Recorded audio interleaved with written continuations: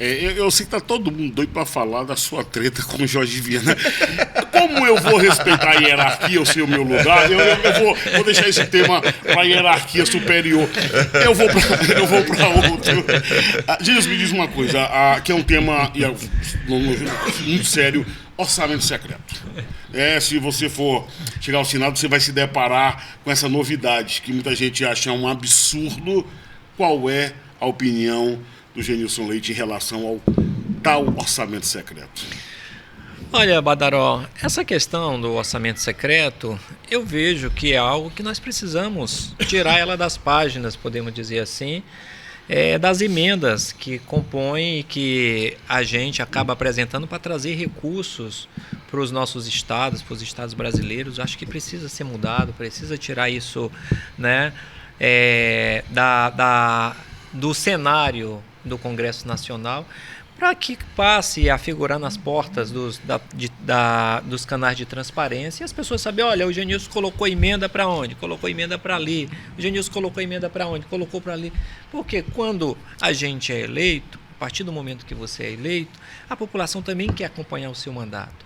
E querendo acompanhar o seu mandato, elas querem saber onde você está depositando os esforços que você deveria estar fazendo por ela, se está sendo depositado para beneficiá-lo, se está sendo depositado para beneficiar outros setores, né?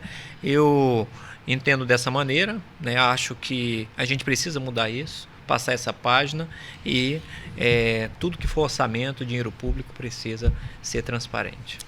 Obrigado, candidato. Continuando a temática livre, quem faz a pergunta é o Luiz Carlos Moreira Jorge. Candidato, o senhor esteve no purgatório por um longo período,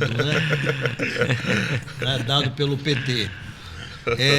Uma hora o senhor sairia candidato ao governo com o Jorge Viana candidato ao Senado, pelo menos era isso que ele deixava antever para quem faz política, né, no jornalismo.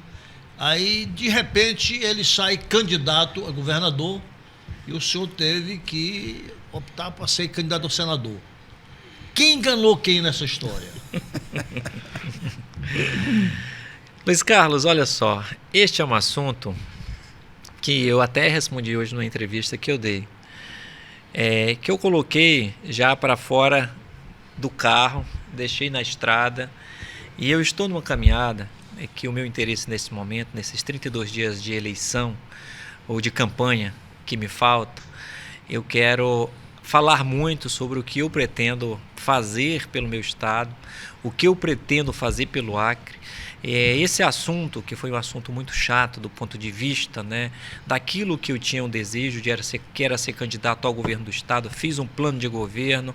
Você, mais do que ninguém, você também acompanhou aquilo, porque você tem informações privilegiadas, então você sabe que foi, quando eu digo privilegiado, é porque você conversa com todo mundo, conversava comigo, conversava com o próprio Jorge Viana, você também, e sabe que muitas coisas aconteceram ali que não foram legais. Então, como não foi legal, eu não gosto de orbitar nos polos negativos das coisas, eu gosto de trabalhar para frente, né? E é assim que eu quero fazer. Esse assunto para mim está para trás, quero gastar minhas energias daqui para frente. Você apoiaria no segundo turno?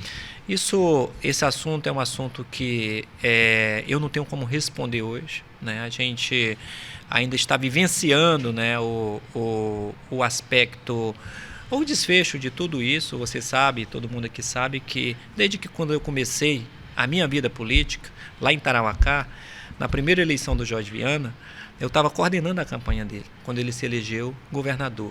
De lá para cá, eu venho votando no Jorge Viana em todas as eleições e apoiando ele em todas as eleições, né? E a primeira oportunidade que ele teve de me ajudar, né, de me colocar, me ajudar nesse projeto que eu tinha para o governo ou para o Senado, preferiu sair com a chapa pura ali. Para mim é uma decisão dele, tudo bem, mas eu não vou ficar chorando por isso, eu não vou ficar lamentando por isso. Eu fiz sempre a minha parte e daqui para frente eu quero conversar sobre o futuro.